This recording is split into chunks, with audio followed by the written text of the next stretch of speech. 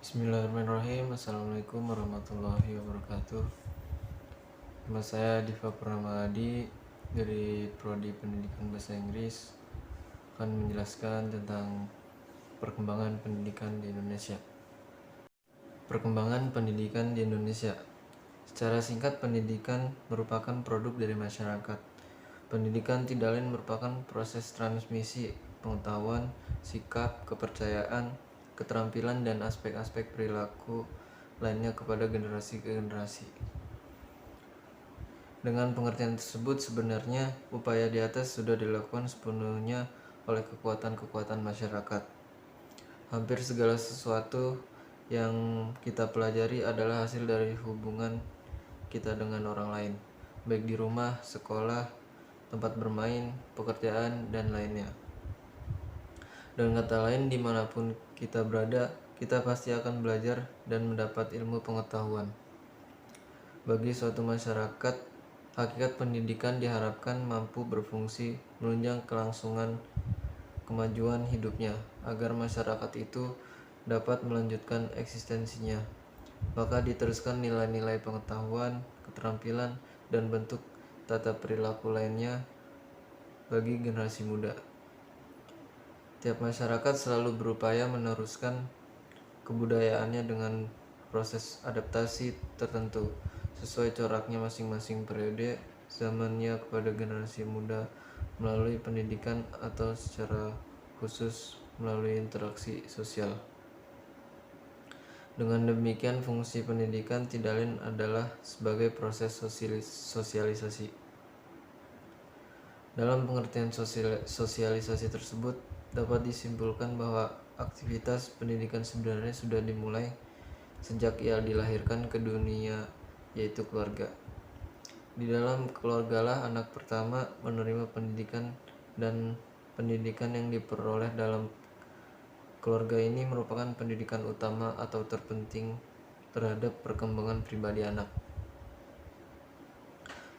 Pada di dalam kehidupan keluarga memberi corak pola kepribadian anak yang hidup di dalam keluarga.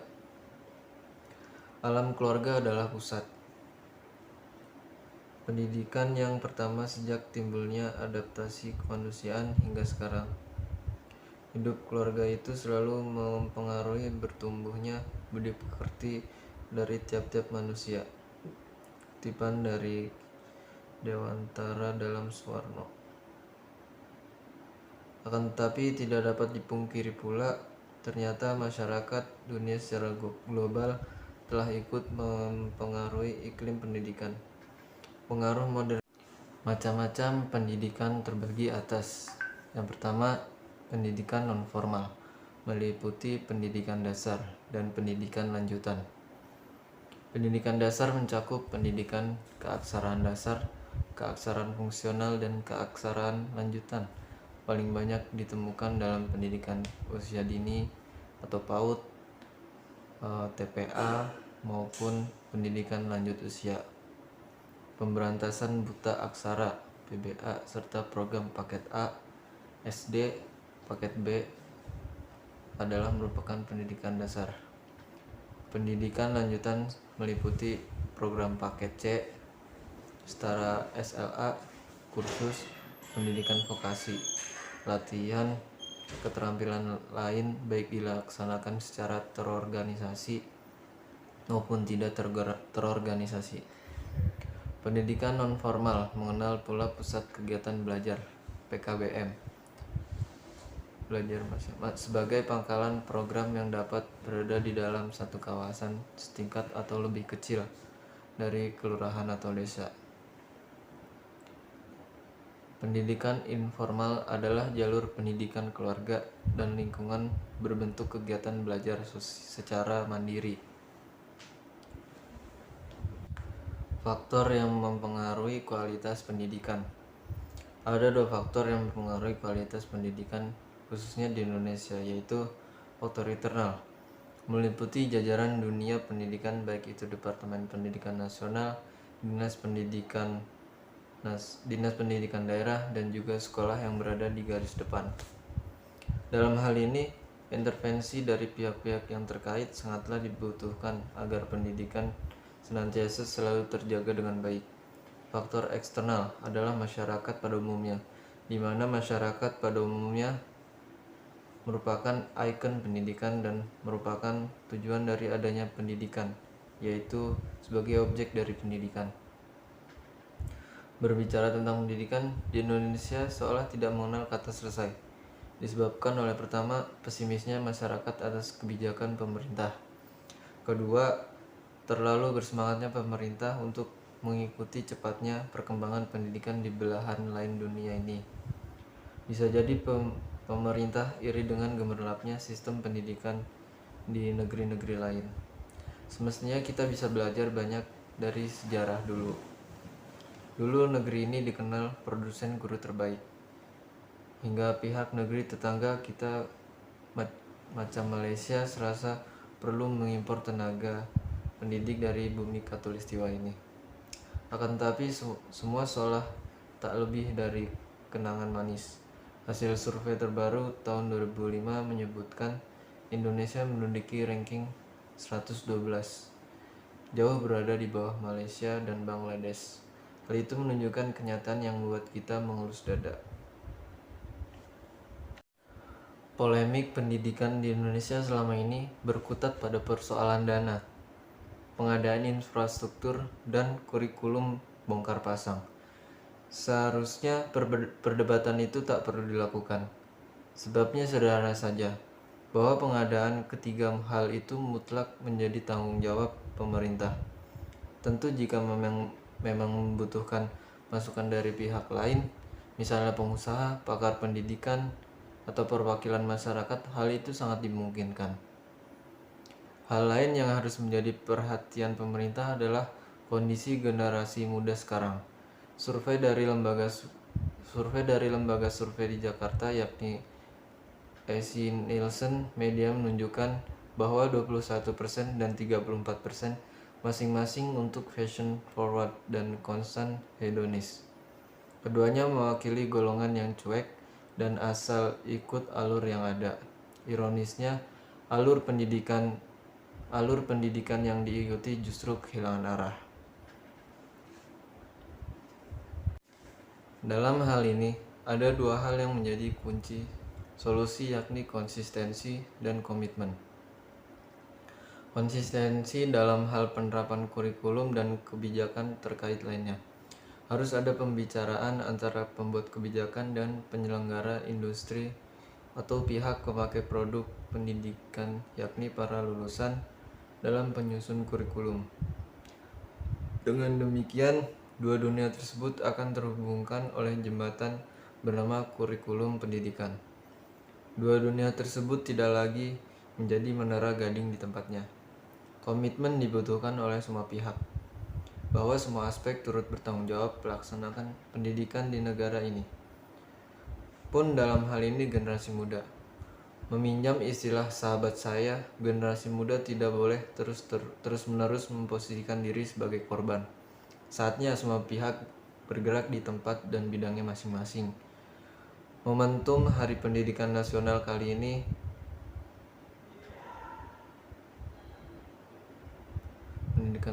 sudah diawali pemerintah yang menunjukkan itikat baiknya.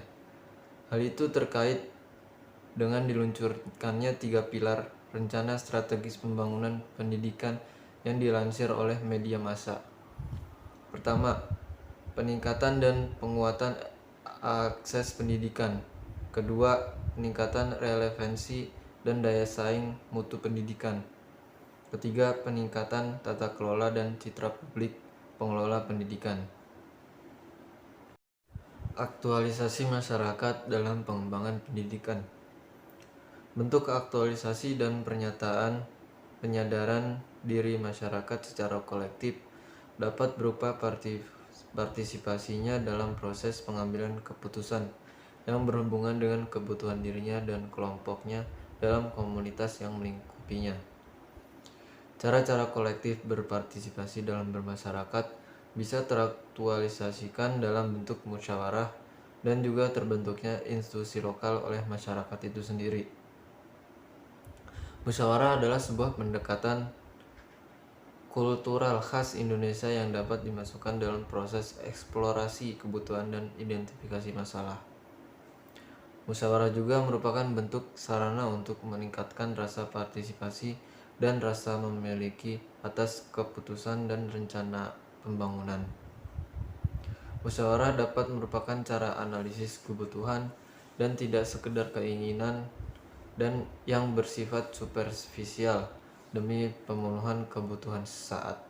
Oleh karena itu, pemilihan orang-orang yang mewakili sebagai peserta musyawarah untuk suatu keperluan seperti merumuskan kebutuhan masyarakat haruslah benar-benar yang mampu menyalurkan aspirasi masyarakat yang diwakilinya. Langkah lain dalam proses berpartisipasi masyarakat itu adalah pembentukan kelompok. Melalui kelompok akan dibina solidaritas, kerjasama, musyawarah, rasa aman, dan percaya kepada diri sendiri. Salah satu cara efektif untuk membentuk kelompok adalah melalui pendekatan kepentingan yang sama secara primordial. Dalam kelompok primordial itu, para anggota kelompok akan memperoleh referensi yang sama dengan bertolak belakang dari kelompok primordial. Maka para anggota akan merasakan adanya hal-hal baru jika mereka bersedia membandingkannya dengan situasi lama. Ini akan menimbulkan keasikan dan motivasi sendiri. Melalui kelompok, para anggota akan menyusun program, bekerja sama secara sistematis, serta bisa merasakan adanya perkembangan dan kemajuan sebagai hasil kegiatan mereka. Cara untuk penyaluran partisipasi dapat diciptakan dengan berbagai variasi.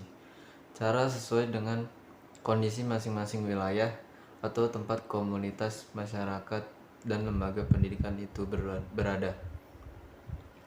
Kondisi ini menuntut kesiapan para pemegang kebijakan dan manajer pendidikan untuk mendistribusikan peran dan kekuasaannya agar bisa menampung sumbangan partisipasi masyarakat. Sebaliknya, dari pihak masyarakat juga harus belajar untuk kemudian bisa memiliki kemauan dan kemampuan berpartisipasi dalam pengembangan pendidikan.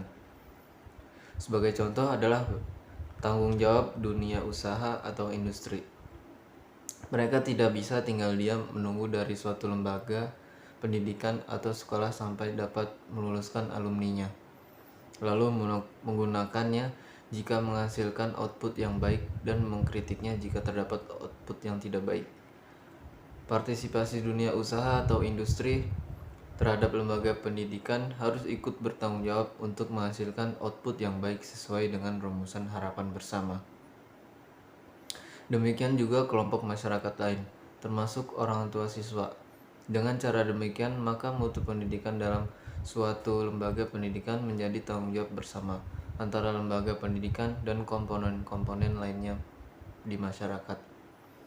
Untuk itu, maka dalam kondisi kualitas layanan dan output pendidikan sedang banyak dipertanyakan mutu dan relevansinya, maka pemerintah seharusnya memberikan peluang yang luas bagi partisipasi masyarakat, sebagaimana yang dikemukakan oleh Suryadi Prawirosentono, bahwa ada 6 hal yang bisa mempengaruhi produk dan salah satunya adalah SDM.